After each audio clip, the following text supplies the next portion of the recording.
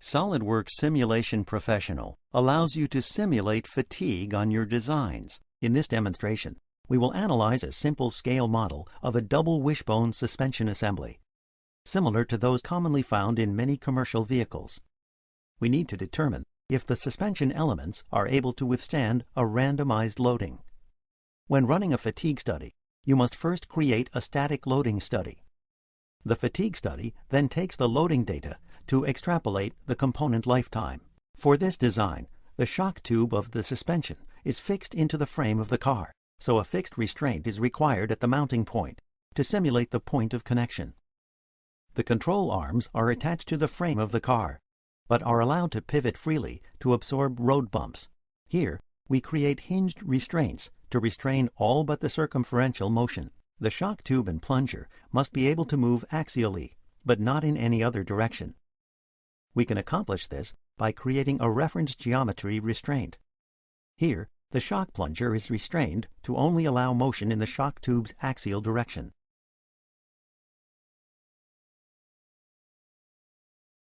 Next, we simulate shock absorber stiffness by using a spring connector between the plunger flange and the bottom face of the tube. CosmosWorks allows you to simulate both compression and extension spring types. Since the radial stiffness of the spring is known, you can apply it to the design. For the real-life design of this suspension assembly, you will connect the components together with pins.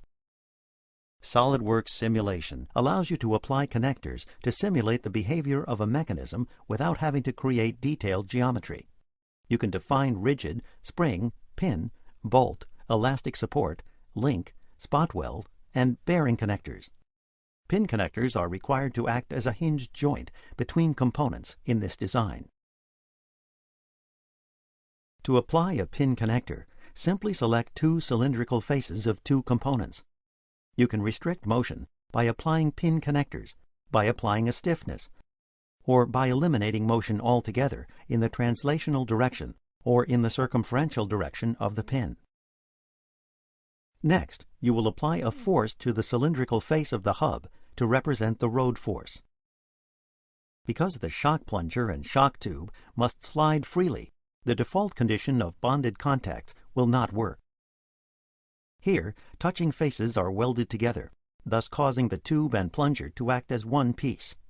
Instead, you can select free, no interaction, which means that they will be free to move, but at the same time will not interfere.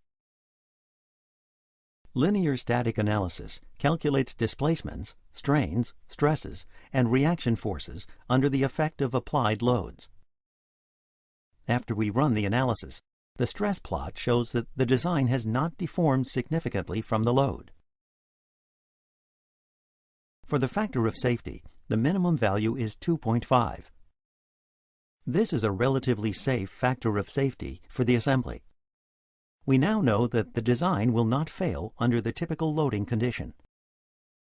Next, we want to see what the lifetime of the suspension is under random loading by running a fatigue analysis. The loading can be applied either with constant amplitude or by using variable history data, such as a rainfall chart. The load applied to the suspension is more like the variable history because of the random undulations of the road.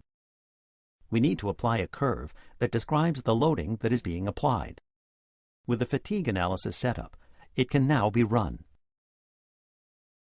SolidWorks Simulation can display many different types of results for fatigue analysis. For this example, a life plot is displayed.